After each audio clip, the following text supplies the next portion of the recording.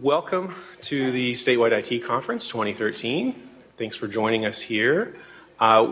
Today, I'd like to talk with you about, along with Carl Rhine and some special guests, the subject of policy IT-28 and what UITS can do to assist in that process.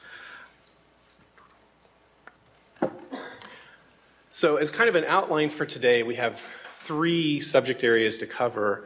The first of those is the support and assistance that we are prepared to offer each unit at IU, and I'll talk in some depth about that.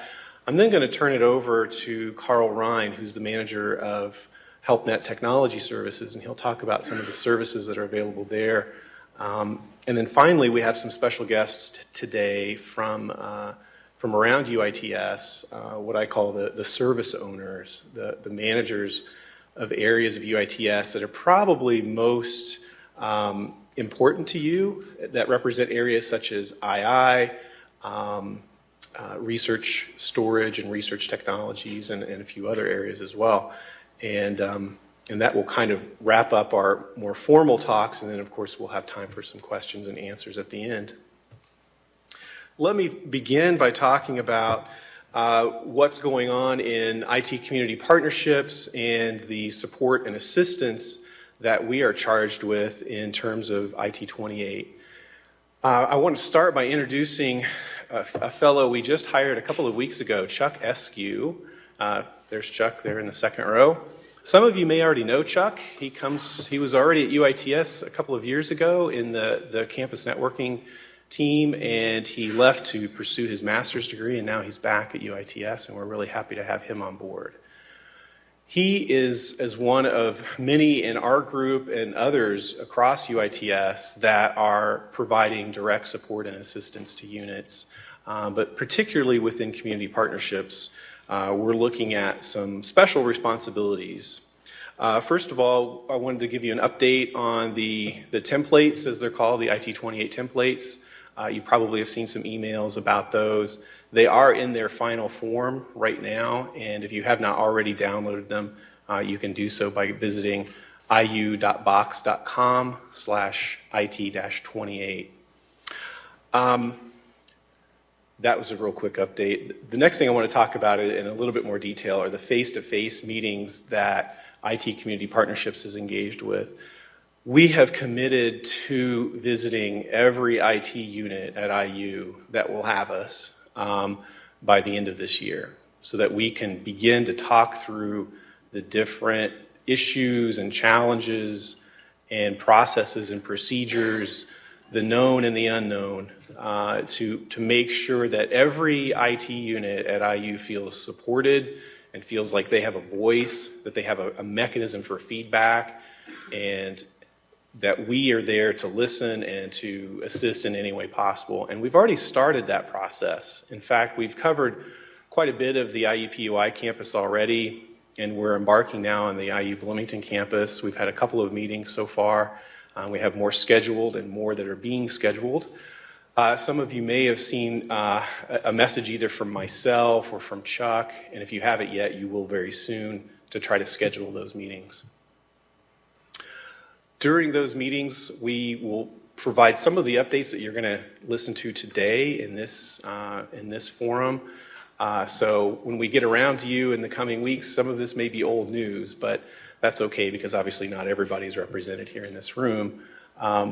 So as new services come online, as those services change, as costs shift or change, those are the types of things that we are there to deliver to you and make you aware of, as well as, again, to provide that support, assistance, advice, to talk through the process of IT-28. The policy itself, which is primarily directed at reducing cyber risk, is one that is both challenging, exciting for people within UITS, and I'm sure folks out in the units. It presents some unique challenges. It presents some opportunities for discussion that maybe you've not had in your unit. the process of going through a risk assessment may be a brand new experience for some of you. And it has some challenges that we're there, again, as like I mentioned, to help you work through and to help discuss and try to bring to bear our experience and knowledge and our, in some cases, interpretation of the best course of action. So that's what those face-to-face meetings are all about. I wanted to mention, too, today, before I turn it over to Carl, some of the great feedback that we've received so far. And I've actually included some of that in the slide deck. Whoops, went one too far. Somebody mentioned to me that when it comes to implementing policy at IU, one of the challenges is that they, meaning the LSP, the IT pro in that department, comes across looking like the bad guy. So whether it's taking away administrative access to computers or whatever the case may be, or now in this case IT-28, that they come across looking like the bad guy. And I certainly feel for you on that one. I'm always fond of saying, it's okay if you make me the bad guy. I don't mind playing that role. The policy is the policy, and it's, you can always point to that, right? You can always say, it's not me, it's the policy. So this actually, provides, some ammunition perhaps to make some changes in your department that you've not been able to accomplish in the past. Just like IT-12, that policy provided ammunition for IT pros that know the best practices for securing desktops and securing servers, gives some ammunition to actually implement those changes. So we're happy to try to help you work through that conundrum.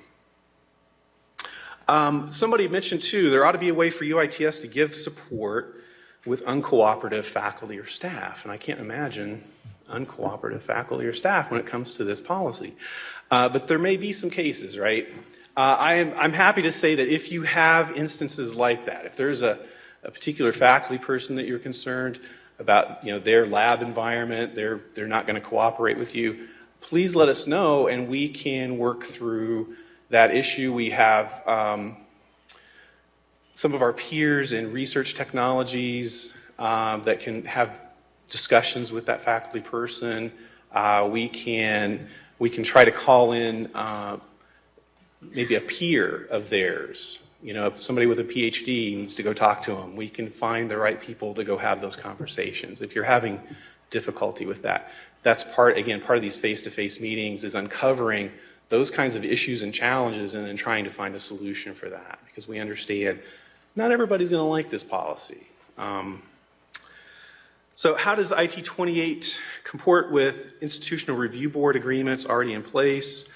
I don't know. I think that would depend specifically on those agreements, but those are the kinds of challenges that we hope to help you figure out.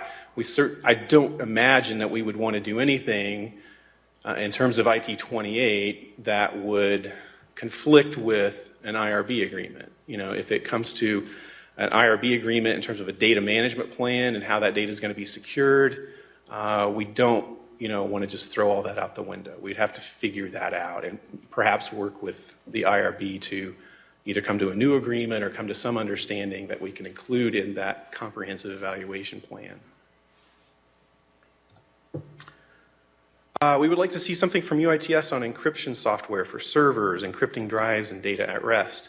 We're certainly happy to help spread the word on that particular need. There are solutions available right now at no or little cost. I believe the PGP whole disk encryption is certainly an option for laptops and desktops, but there are other encryption alternatives available on servers as well, and so we can hook you up with the right expertise there. It's a little scary, encrypting data on your servers, but there are people who've been doing it, and we can always match you with the people with that expertise. Support of OSX virtual machines and II. I'm glad to have Troy here today, and maybe he can talk about that particular issue. And last but not least, we've heard this feedback quite a bit. Better documentation in a lot of different areas, and that is something we are currently working on in a number of different ways. So One example of providing better documentation, we're working with some of our special guests here today, our service owners, to provide consistent documentation in the knowledge base about II, about CHE, WebServe, you go down the list of services. There's good information out there in different places. What we hope to do is to make that a more consistent place to find information. For example, the Intelligent Infrastructure has a great website, and there's a lot of great information there. But what you find in the KB, and you'll find a pointer to that in the KB, but it would be nice if you go to the knowledge base and you look for information there, that when you look at these types of services, you find consistently formatted information, and then links to their websites that they've created over the years. So that's just one example of the type of documentation we're working on. We also have been working with internal audit. We've been working with a lot of different entities around the university to try to provide better and more consistent documentation. So that's something we're always working on. And I believe it's time for Carl.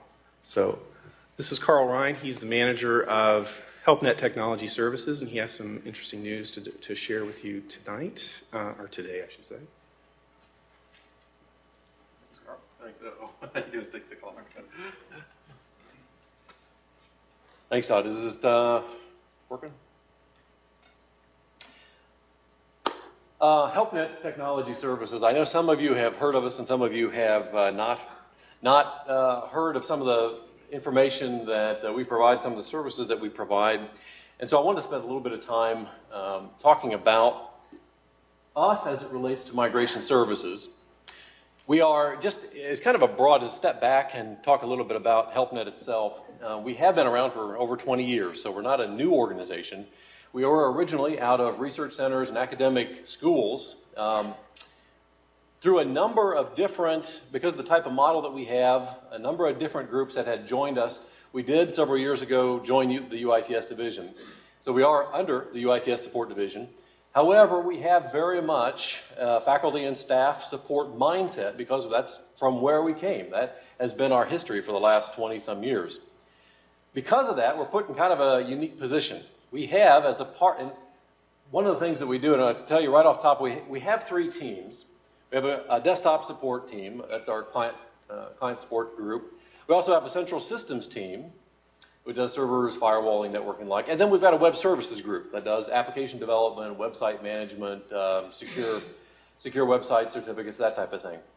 Under those 3 teams, groups have contracted with us to provide services for 1, 2, or all 3 teams. And unlike a lot of other groups, we are pretty much 100% cost recovery. So we need to generate funds in order to pay the salaries and benefits that we got for the people on staff in order to provide our operating expenses and the like. It's a little bit different than a lot of other IT groups. A lot of IT groups have to worry about the technology and security and the like. Well, we have all that to worry about, as well as generating funds in order to keep the group operational from year to year. The way that we share costs actually allows us to keep our costs down. And that allows us to be competitive to the point that other people have created agreements with us, created partnerships with us. And we have a total of 55 groups now that we're supporting on different campuses between Indianapolis and Bloomington. Do a little bit of work at regionals with the police, but a number of different groups that provide this type of support. And in lots of situations, we have where IT staff have left for one reason or another, and we get a phone call and say, hey, we're not quite sure where our data is. Our IT people, a person has left, and so we walk into the door and try to figure out where the data is located and where the security is and the like.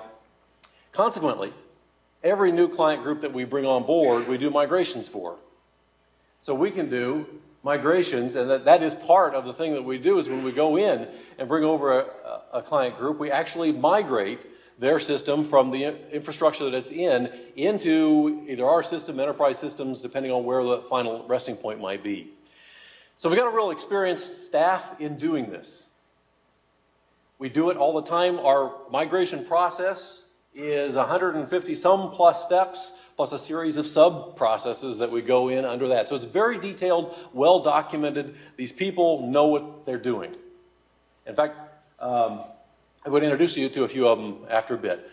The reason I say that is because in working with migrations, there are lots of details, and shifting into another system can be difficult.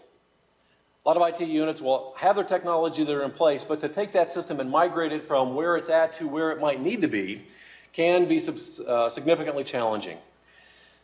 Lots of cases, it doesn't make sense from a marginal case to even attempt it. If you've got a few servers and you need to do a virtualization and get into the intelligent infrastructure, for example, we've got staff at HelpNet who do that on a regular basis. They know the difficulties of it. They know the hiccups that take place. They're regularly doing this type of work, so they do that. So it may not make sense for someone who needs to do that type of migration on a one-time basis to learn how to do that just for one time. Working in a virtual environment, we have virtually everything that we have is now in the, well, in fact, I think everything we've got now is in the intelligent infrastructure. So there are lots, and we operate ourselves 75 servers just for the HelpNet technology group, but we also we monitor a series of customized servers for different people depending on what the needs are. So we provide some commodity services as well as specialized custom needs for people who have a specific area and they can't find anybody to support them in that area. Well, I mentioned the cost recovery options for a couple of reasons. Because one is that it is possible to connect with us, to contact with and say, hey, I need to do some migrations. I've got some systems over here. I want to get it into for IT-28 compliance, or my hardware is failing and it's 12 years old and I need to get it. Whatever the reasons might be, we are, from a cost recovery standpoint, we can provide that and do that at any point. We can get those discussions going.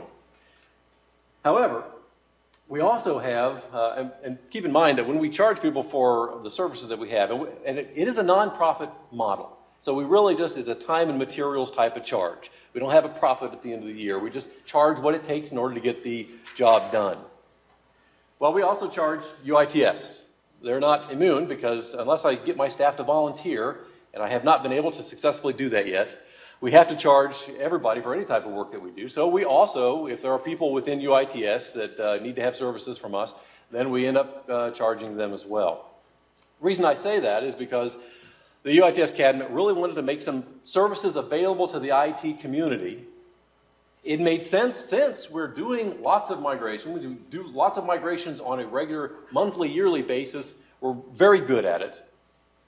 And a lot of that's experience-based. Just because we do it a lot, we're very good at it. When I say we're very good at it, I really mean the people I'll introduce here in a couple of minutes are very good at it. However, the UITS cabinet said, we really want to make this type of service available and out there. And so we said, okay, well, what it would take for us to provide a pail of hours that we can provide then to the IT community is this. And they said, you know what, this is an excellent idea because we know there's situations out there that it's likely people will not be able to do these types of migrations into II or into WCMS or whatever it might be. They may not be able to make those migrations themselves because they lack skill sets, or if they don't lack skill sets, they're already operating at 110% capacity. So they don't have the time to do it. So it's time, energy, resources that we know there are groups out there that just simply won't be able to make these types of shifts. Let's make it easier on them. Carl, we're going to go ahead and give you a pail of hours that we'll fund for your cost recovery operation, and then you can make those available out to the IT community so that we can assist people in their migration process. Whether that's in consulting, whether that's in actually doing the work, different ways, different scenarios that can be worked through. You'll notice down here, the way that we're coordinating this, because of all the meetings that Todd and his staff are having, is that we're coordinating it through the IT Community Partners group. So that people wouldn't contact us directly and we're not in charge of saying, hey, okay, we can provide those hours at cost or for free or at, I should say, at the cabinet expense. But Todd's actually making that, and his group are making that, those types of decisions based on the needs that he sees that are out there. So there are available. It's possible for us to be used even if time or resources or cash are limited. And I would encourage you to contact Todd about that. And the real process that we have, again, for funded funding points, you can simply go to helpnet.iu.edu and contact us, and we'd be happy to kick up types of projects. Again, whether they're web-based projects, server migration projects, other types of administration projects, special projects. We have people contact us occasionally, IT groups, that say, you know, we're swamped in the work that we're doing, but we have a faculty member or research center who has started, and they need some real special, or I don't say they're special needs. They have some real special, unique characteristics of that type of work. And so they contact us, and we say, okay, we'll go ahead and take that on. And that way they can keep going about supporting the faculty and staff and students in their area and don't have to worry about funneling a lot of resources into that. So people do contact us for that, and you're certainly welcome to do that. But again, also the funded, so for the funded, that's up to you. That's up to the people who have those types of needs or are willing to bring us in to help work in that type of capacity. If, however, you'd like to have some of the unfunded, the cabinet-provided funds for us, then I'd encourage you to work with ITCP because they're the ones who we're getting our needs list from. We're also working as we'll have other folks coming up here in a minute. We're not out there in a silo. We have regular meetings with RT and with the folks running CHE and SMART and II. And we do that because we want to make sure that these services are coordinated so that they're actually migrating into the proper area. If data is out there that's research related, for example, then it may not make sense to migrate into a system, even if somebody wanted to turn off all their servers into us, it might make a whole lot more sense to migrate it into the RT systems that are out there and available. But we don't run our own virtual environment. We heavily lean on Troy and his staff for all the intelligent infrastructure environment, even though we do a lot of the virtual type of operation. So we're constantly working with the different groups, communicating back and forth to make sure as these migrations occur, they actually occur and they go into the right place. I mean, the place that actually makes the most sense. As I mentioned, issues and problems in moving into II can be numerous. Most of that has been accumulated. I'm saying most of it, probably the vast majority of it, I would think, based on the number of different types of situations that we have seen in the past. I think I can fairly confidently say that the staff that works in our central systems team has come across almost all different types of variations of services and would be able to help out in any unique type of services that are out there. So knowledge level is very high in our systems group. I did also want to mention that about admin passwords and system access. Because if there's one thing that makes systems administrators nervous, of course, is okay, yeah, we'll let you do this migration and here's my password, or here's our system's access. And the reason I mention that, because I know from experience that it is a difficult threshold through which you must pass in order for us to get some of that type of assistance. Especially if the assistance is fairly deep. Now, if it's shallow assistance providing consulting and assistance, verbal assistance, that's one thing.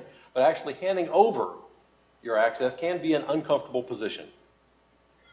But I want to encourage you to think that we are not the data police. The people that we have in our systems team that deal with this type of data on a regular basis. Alan Tucker is a manager of our HelpNet Central Systems team. Alan, would you stand up for just a second? Can you catch? I am fully confident that Alan is going to treat my wallet with credit cards, money, ID, identification. You go sit down. I am fully confident that he will treat your data like he will treat my wallet. I have 100% confidence in both him and everybody that we have on our systems team. And if I didn't have that level of confidence at 100%, they wouldn't be working here.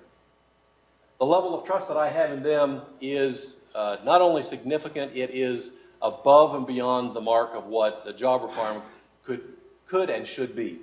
But I have that level of trust, and I would encourage you. We don't really have, in HelpNet operations, we keep a very open and honest environment. We don't have any secrets. We're not whispering behind the ears. There's nothing that's hidden in there. We're working with people in order to help make their jobs, help relieve the technology burdens that they've got, and take those on so that they can get to the jobs that they would like to have. And in many cases, some of the discussions we're having is that IT directors that have been around for a while are a little bit tired of the commodity services. I mean, nobody wins an Oscar for patch management and backups and that type of thing. They want to be able to do things for the faculty and in front of the dean, and want to be able to do things that are more technically relevant to their groups. And working with us, building partners with us help enable that to occur. So what if we find security improvements?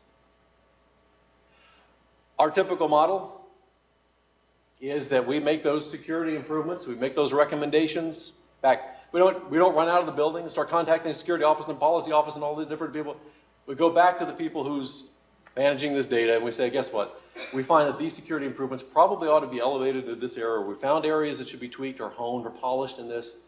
So you're the ones who know about that. Low publicity, below the radar, so that we can effectively manage the risk that is in that unit, help elevate the standards if they need to be elevated, working with higher level of security, processes, procedures, policies, GPOs, whatever it might be, get those to where the IU, where they would pass an audit, where they would pass the policy office or a security office review. We want to be able to get those processes in place, but we do it at a soft level. We'll let you know, with our partnership and with the trust that you place in us, and we really consider it a privilege to be working out there with the different groups that we have in the IU community. The trust you place in us, we reciprocate that back by providing information back to you should any type of security improvements or anything along those type of lines be provided, so that you're comfortable that we can do that type of exchange, we can do that type of migration. Alan already stood up, but let me go ahead and ask. We don't have everybody here. We've got some other positions that are here, but let me ask Alan if you wouldn't mind just standing up and introducing your team. Stand up. So Chris Reese, Ron Alcacid, Debbie Hart, and Josh Beard. Thanks. They are wonderful. I cannot speak highly enough about these four people. Like I said, not the whole team isn't here, but my team is, I've worked in the industry for quite a while, and these guys are, and gal, are fantastic. We love working with people. We love working for you and providing you service. So they'll work every step of the way. Just kind of put a face to, in case you want to talk with them. Well, actually, we've got a couple of things that we're going to hand out as you leave, should you want them, that deal with some of the types of services. They're really kind of a la carte services that don't require full team activation, but just to kind of let you see the types of services that are available. We'll have some folks standing in the back if you'd like to be able to connect with it, grab some of that, and read it at your own time. Consulting is also an option. As I mentioned, working with IT community partners. So it's not necessary that we actually do any physical hands-on work in doing any migrations, but with a level of depth of knowledge that we've got with our previous migrations, the experience that we had with our previous migrations, I would encourage you to connect with the staff. They are really very open to talking with it with no charge, just a phone call and an email and the like, but working with the staff, and so that any questions that you have during a migration, if you haven't done migrations before, you can do it one way, or you can do it in an effective or thorough way. And there are an awful lot of steps that a lot of people miss in doing a migration into II, for example, that we would put in place, that we would recommend that you put in place during those types of migrations. And that type of consulting, again, working with ITCP, because they're building a kind of a needs list, and they're having all these in-depth conversations with different people around the groups, around the different campuses with the different groups. They'll be in the best spot to make that call as to what type of hours can be used where, who might be able to use the type of consulting that is needed, and at what depth. With that, just want to mention that I think I'd mentioned we had gone through IU internal audit last April, and the information that we have, some of the services that we provide that we'll make available on the back, should you be interested, is one of the reasons why we have a friendly relationship with them. One of the reasons why we have a friendly relationship with the security office is that we're really looking to try to reduce risk, try to keep your name, try to keep the name of the deans and the directors and the various people we support out of the newspaper, unless it's in a positive way, but try to keep them out of the newspaper in any type of negative way.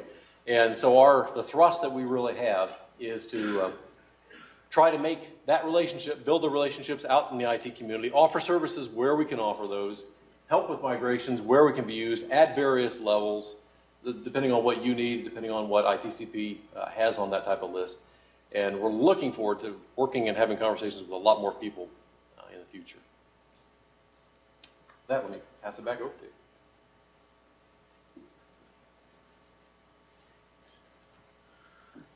Thank you, Carl. What I'd like to do now is introduce some of our colleagues in UITS who manage the services that are most often utilized by the IT pro community at IU.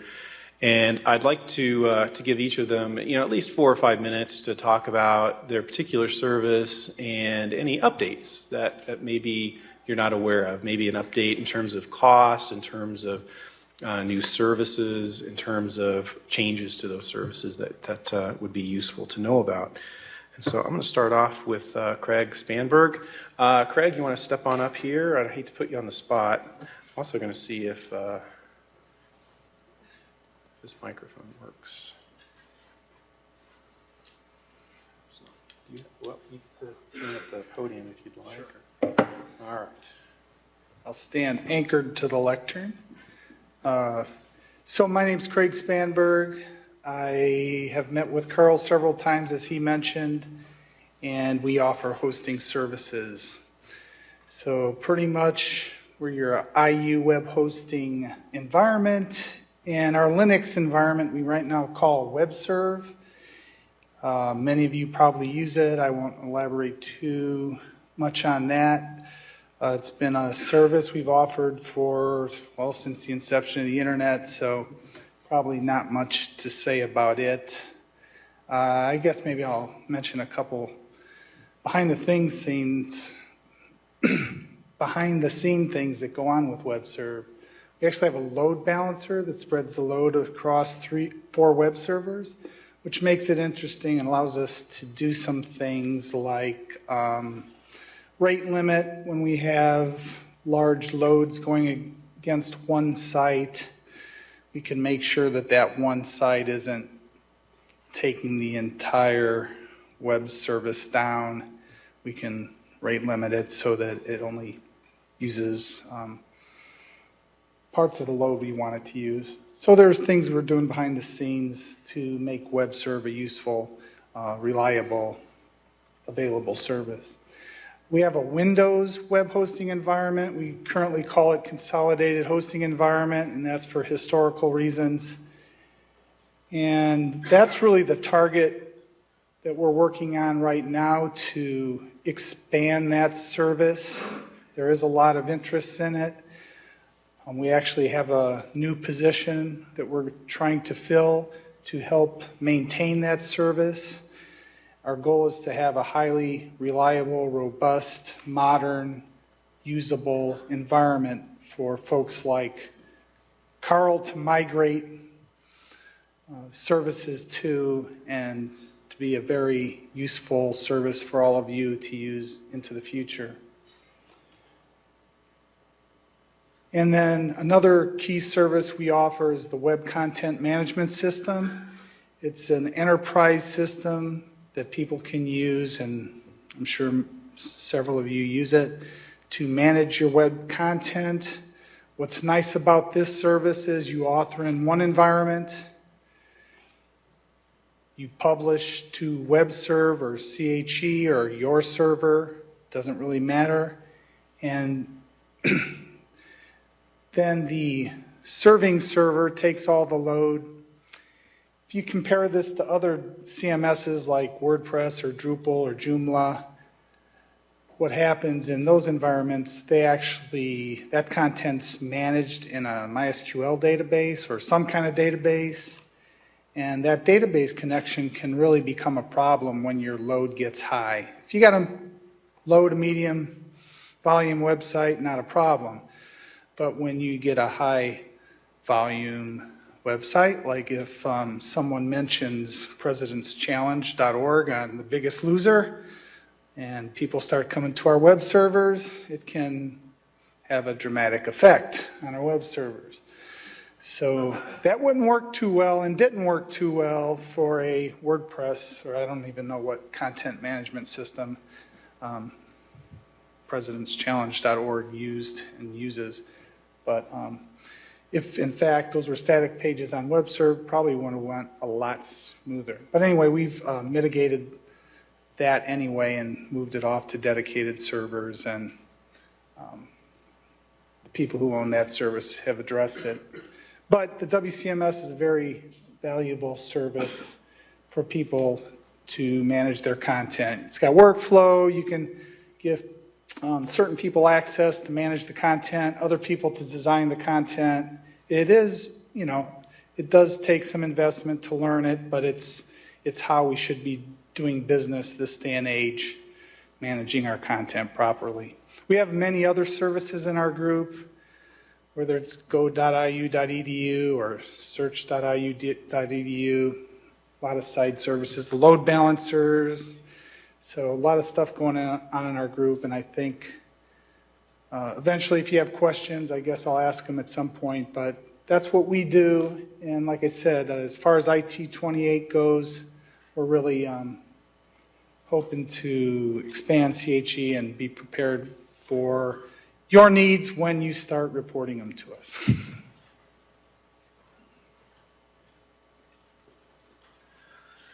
All right, thanks, Craig. Next up to bat is, and I know you guys are waiting with bated breath here, Troy Williams. All right, Troy.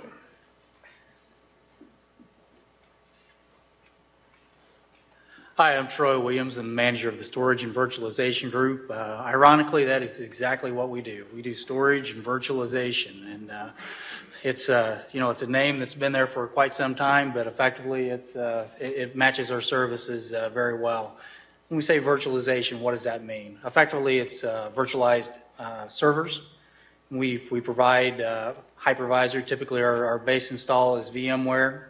Believe it or not, it's been 10 years since the university has introduced vSphere or ESX at the time with virtualized servers. Took a small server on that was going to be just minor, deployment. Central Authentication Service was our first virtual server to go production. So we took all the central authentication and went all in with virtualization. It's been a very, very positive experience since then. Started fairly small and was really focused on some of the core systems, administrative systems, the ERP systems such as the PeopleSoft, SIS, HRMS, a lot of the core systems that we use every day. OnCourse is running there. We're able to retire all of our mid-range Unix platforms within the last approximately 3 years was the final servers that were migrated over. So we feel very comfortable about the type of workloads that we can consume and produce within this virtualized infrastructure. Within the last couple of years, we also delivered IU Anywhere, the services that provide the back-end infrastructure. Worked with Pete Buckland, which we'll hear from shortly, and his group to be able to deliver that in this virtualized space. And also started offering a cloud services internal to the university. We dubbed it Intelligent Infrastructure, or II. So that's kind of the virtual servers, and some of our objectives with the Intelligent Infrastructure is we don't know your environment. We're not trying to enforce our maintenance windows per se on virtualized servers. You have full control of that. You have power on, power off capabilities, able to, refresh the OS. Effectively anything that you want to do in a physical server, we want to provide that same type of service to the community there. My team's available in the event that you encounter problems or need additional, back-end support there. But effectively, we've tried to build an infrastructure that empowers you to be able to do what you need in a daily workflow. So, since we do this fabulous stuff with virtualization, we would just come to work without pay. We're kind of like Carl's group. We just love to be here. So we got the TSM Tivoli Storage Manager backup services there. So, just so that brings us down. So, and in order to, face the reality, we're here for a reason. And seriously, it's a very critical service. And really what we're focused on here is business continuity. And the Tivoli data server, it is really focused on making sure that you have your data backed up in a secure environment. that gets replicated between campuses, and effectively you have a copy to serve your business continuity purposes. And that's really where TSM is really positioned. It's not positioned for a long-term archive. It's not going to replace the SDA. It's not going to replace some of the things that for research technology. It's really focused on business continuity, getting your server back the way it looked before whatever incident took place that caused you to need to recover. And the storage solutions, that's really more towards the virtualized services. Effectively, we provide the back-end storage for the majority of our environment. Much like Carl, we're cost recovery. The slight difference, staff time's not built into our rates. It's all really based on hardware infrastructure. And what we try to do with that is effectively keep things current. And by current, we do regular refreshes of that back-end infrastructure from these rates that we charge for the virtual servers. And every, effectively 3 years, we try to refresh the x86 environment completely. It's a full stack replacement. And we also do the same with the storage infrastructure. It's not the same lifecycle refresh. It's usually 4 to 5 years, because typically you can gain a little bit more use out of a storage subsystem than the 3 years that you'd expect from a server. But there's still been a need that's been expressed that our rates are too high. So one of the things that we've been working with Todd and company to be able to bring a lower cost offering that's called II Basic that'll be coming out soon. And effectively what it is a smaller sized virtual infrastructure. And the way that we looked at this was an opportunity to introduce a new hypervisor into the environment. We're traditionally using ESX. We're utilizing the licensing agreement we have with Microsoft, leveraging Hyper-V. And what that allows us to do is avoid some cost. So thereby it allows us to reduce the rates there. In addition to that, we've limiting the size of that virtual machine. And the size being is we want to be able to put more into that physical server, so it costs less to be able to run that workload. So there will be some size restrictions for the virtual server. And along with that, we looked at other units that's providing storage services, and II Basic will have the opportunity for some low-cost storage, and that's jointly with research technology that's going to be providing that service. So that's kind of a real quick overview of what it is we do here. And again, my name's Troy Williams. You feel free to chase me down, and we can have side conversation if needed.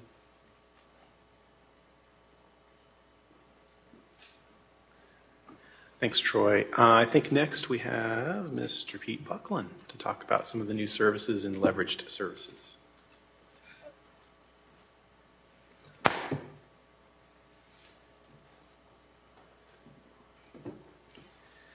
Hello, my name is Pete Buckland, Manager of Leveraged Services for UITS. We have a few services I just want to give you an update on and let you know what's happening. One of those is my group's got a charge of working with academic and auxiliary units to develop, for the most part, common good services. What are those things that we're all doing right now that maybe could be leveraged centrally, and then working with those units to develop a service and bring it into production. SCCM is one of those services that we did that with. We had an initial group of 4, a mix of academic and auxiliary units, and brought that service into production. Right now, our primary focus with that service is around getting the SCCM agent installed on all desktops and laptops, so university-owned desktop and laptop devices.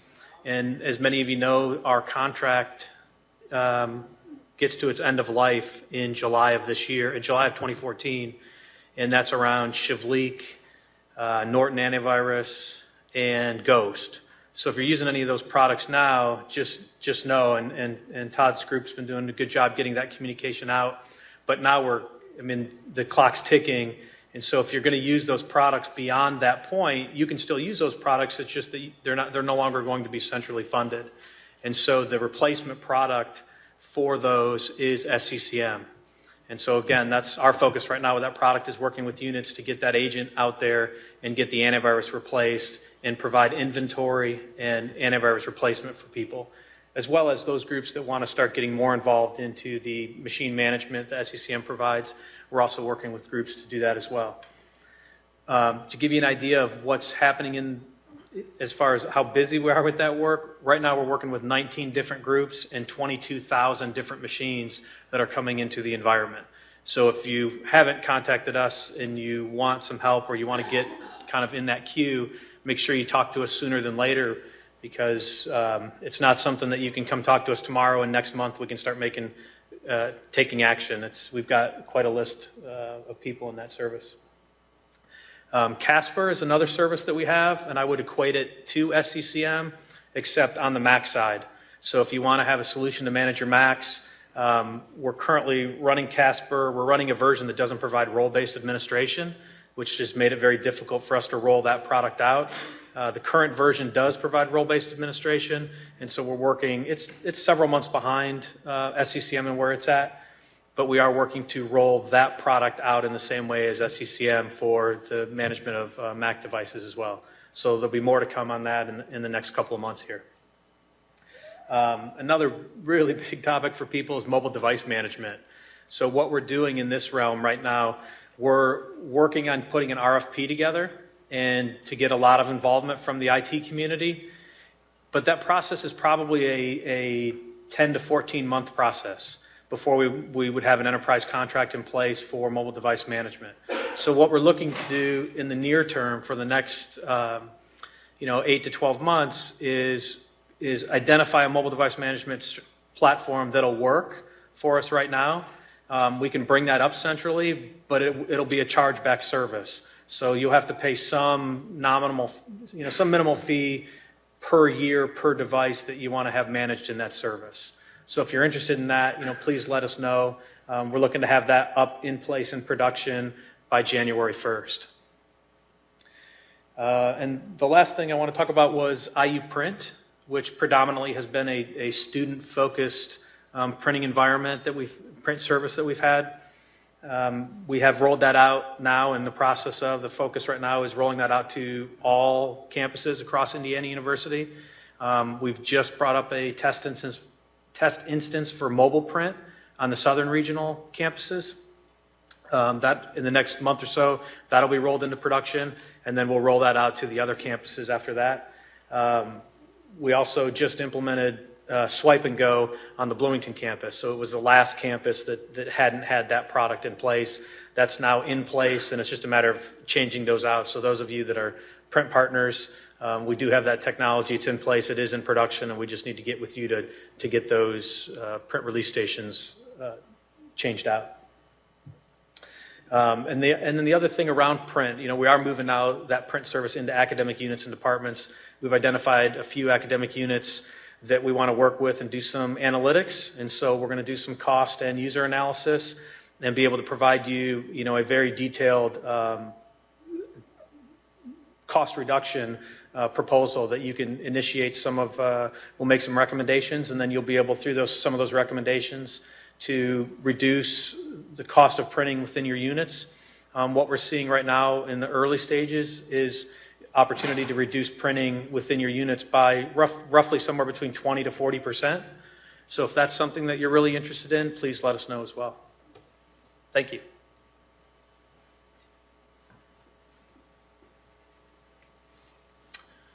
Thanks, Pete. I think next we have Christy Callback-Rose, who's going to speak to us today about some of the research technology storage options. Hello, my name is Christy Callback-Rose. I'm the manager for the Research Storage Group. And like Troy, we have a cryptic name. We provide storage solutions for researchers. So let me talk about two systems today that may be useful for the migrations that you're planning. One is the research file system. This is a system that's our disk-based system. It's intended for data that you're actively editing, that you're working on either on your own or in a collaborative project. The quotas there start at 100 gigabytes. That's what you'll get by default. If you want to sign up for an account, you just go to the IT accounts page and request research file system, and that'll be automatically generated for you.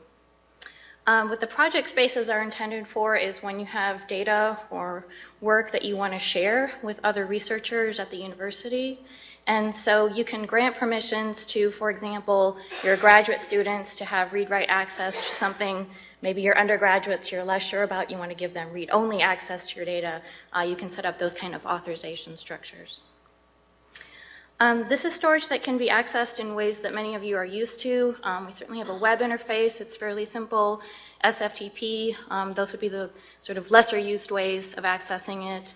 Typically, people are mapping a drive or connect to server if you're a Macintosh user, and then accessing that just like any network drive that you would typically use. This is a system that's backed up. We keep the backups for about 30 days, sometimes longer, but we advertise a 30-day window. We also have something called a one-day backup folder. You can call this your oops folder or something more colorful, depending on your mood, where you can go yourself to retrieve a previous version of a file if you accidentally made a change or deleted something and want to retrieve that yourself. So that empowers users to do a little bit of that recovery work on their own. We do also have a proprietary client, an OpenAFS client that can be installed on Windows and Macintosh that should give you a little bit better throughput than mapping a drive. That's an option as well. Let's see. This system is HIPAA compliant, and I should mention that we're in the process of standing up a refresh of this system. It'll have a larger capacity. It'll be about 300 terabytes. We will have authorization available through Active Directory groups. So currently, if any of you are using RFS, it actually has a proprietary authorization scheme. We heard that that was a frustration for people, and so we're working to make Active Directory groups available for granting access to or denying access to particular folders in the new system. The new system will be based upon IBM's General Parallel File System, GPFS, and it will be replicated between IU Bloomington and IUPUI, so there will be actively 2 copies of any data that you're working on. The other system that we have is the Scholarly Data Archive, and this is our tape-based system, so this would be for the data that you don't intend on modifying very frequently. This is really what you want to think of as a traditional archive system where you have something, you don't want the only copy of it, say, on someone's laptop or on a terabyte drive. If you've got people who are working in the field, when they come back in, maybe they put a copy into the Scholarly Data Archive. By default, unless you ask to do it specifically, there'll be 2 copies of your data made. So there'll be one tape copy in the IU Bloomington Data Center and another at the IUPUI Data Center. We give 5 terabytes by default for this purpose, and then more can be made available if you need to store larger projects. There are other methods or other types of projects that make sense for this type of storage.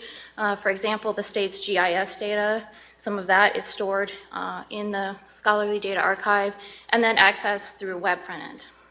So if you have large data sets that you want to make available to a larger audience, that might be a solution for you as well.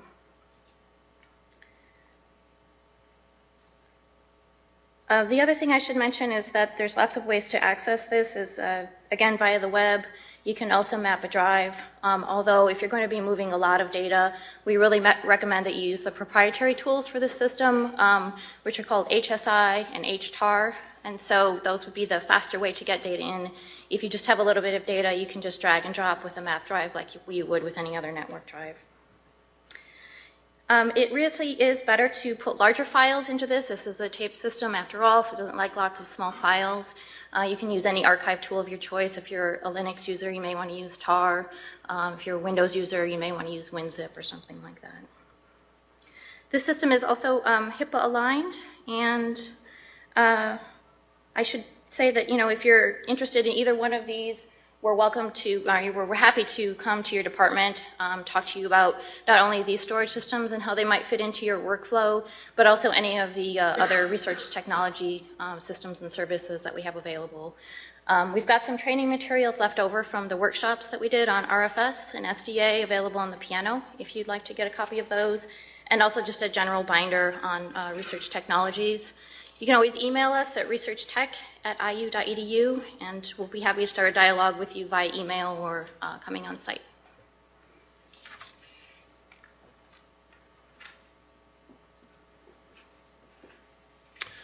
Thank you, Christy. And last but not least, we have Dave Hancock, who's here to talk to us about the condominium computing option in Quarry.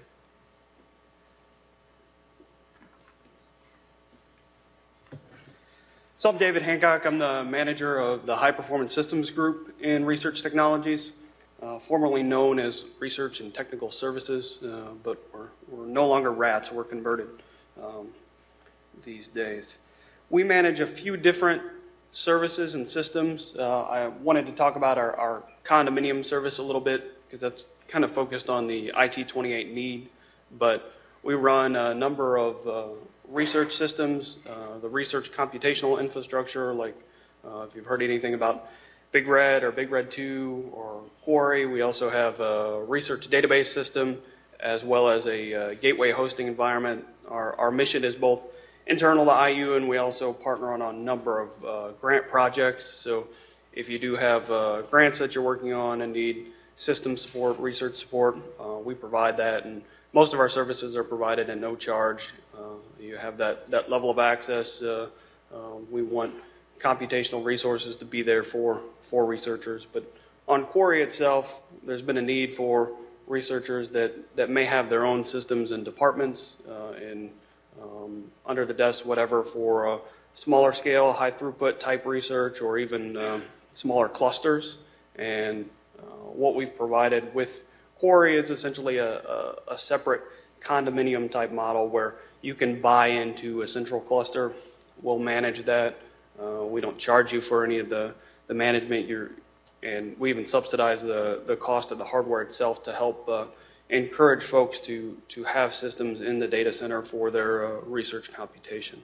So you would get access to a separate queue, batch queue within the Quarry environment. If you've used that before, you'll have a different priority on the system to be able to utilize those resources. We have people doing different workflows, whether it's like folks in biostatistics who want to do regular stat math type applications, but it's all interactive. They're able to leverage these nodes to do that interactive work instantaneously on these systems in a way that you wouldn't necessarily do in a traditional batch-oriented environment. So if you're interested in this service, we can talk about deploying this in your organization, come out and talk to you about how to use it. If you're also interested in just leveraging our resources at no charge, like Big Red 2 or regular Quarry or Mason or the Research Database Complex, we're also happy to have those conversations and look at hosting some of those things for your research data or research computation. Should also mention, if there's such a thing as a traditional cloud, we have a traditional partnership with a company called Penguin Computing and Penguin On Demand. So we have a cluster called Rockhopper where you can actually buy in just like you would buy into EC2 to run computational jobs. So there'll be a session talking about Rockhopper and other things and campus bridging at 5:45 in this room. If you're interested in learning more about those type of services and support that may fit into your needs for IT-28 to try to centralize some things or leverage different resources that you haven't thought about in the past. So, thank you.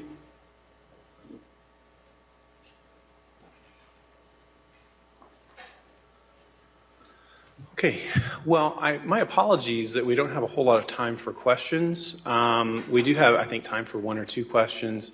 But now that you've got some faces to go with those names that maybe you've seen over the years, you certainly can take the opportunity here today and tomorrow to track these guys and gals down and ask them a question. But do we have any questions that we can throw out? Yes, sir.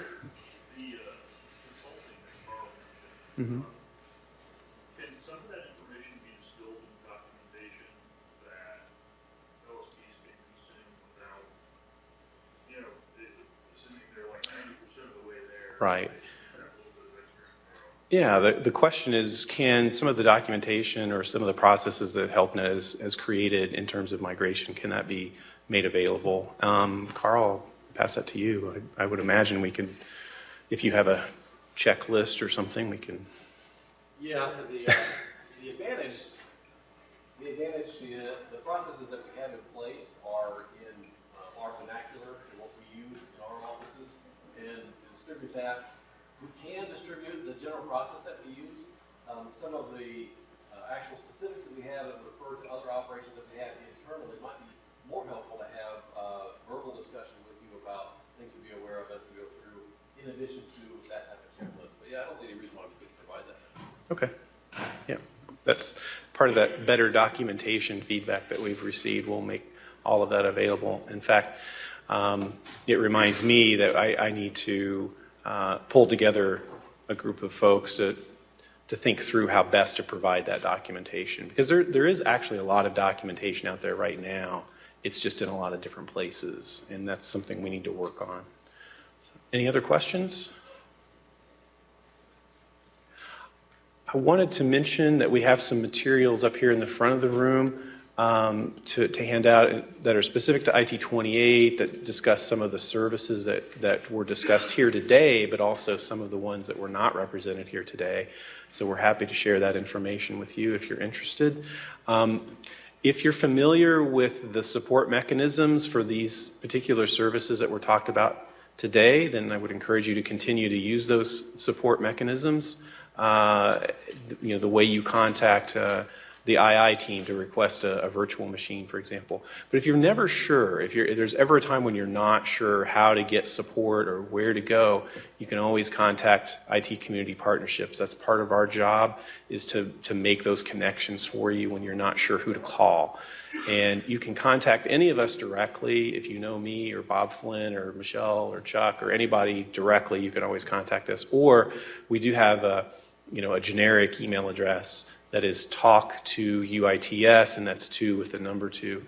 So talk2UITS@iu.edu. We all watch that email queue, and we can hook you up with the right people that way. So, yeah. As a reminder that we are available, so that I know you get a lot of information today and tomorrow. We have a little reminder gift for you at the back for those of you who are interested. That you pick up on your way out. You have staff, I think, back there now, ready to hand those out. So if you'd like to have those on your way out, feel free to come. Thank you, everyone. Appreciate your time today.